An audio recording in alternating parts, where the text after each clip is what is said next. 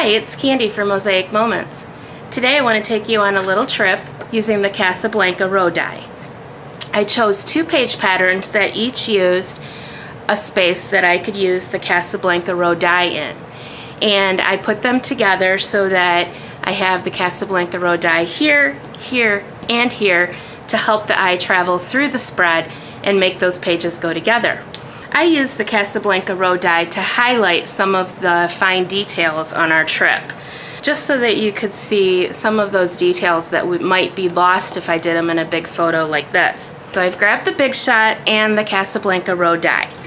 And the first thing that I'm going to do is cut out the border on the die. But because the border is so fine, I want to put a piece of Stick-It on the back.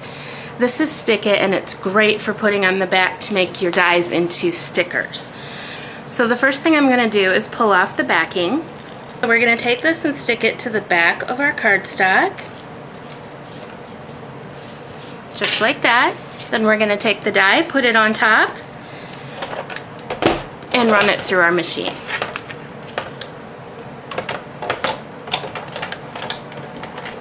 We're going to put out all the pieces. And then we can use our tweezers again to stick through that little hole so we can pull out our thin border. So I'm going to make a sandwich on a contrasting color. You could use the Stick-It if you'd like, or you can just use an adhesive after we cut it.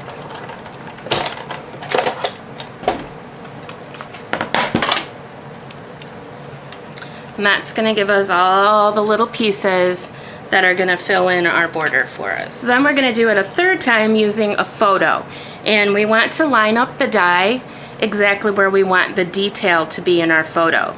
So for example, if I wanted this piece right here to show how the river is taking away the edge of the shoreline, I'm going to place it right where I want it, put it on my plate, and then I'm going to crank it through. And depending on how strong your machine is, you might want to crank this one through twice, just because photos are so much thicker than paper. So the first thing that we're going to do is take the backing off of our border that we cut out. And I'm just going to use tweezers just to pull that off real easily. And that's just going to slide right off of there. And now our border is a sticker. We're going to pick the spot where we want it on our grid paper. And just like every other die, we're going to line it up perfectly on those grid lines. Now the nice thing about using Stick-It is it is repositionable for a little while. So if you don't get it perfect, you can move it around a little bit.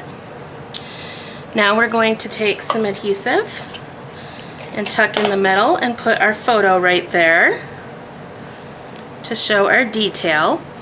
And then we're just going to take adhesive and go around each of the sides and fill them in with our little pieces until you get it to look like this.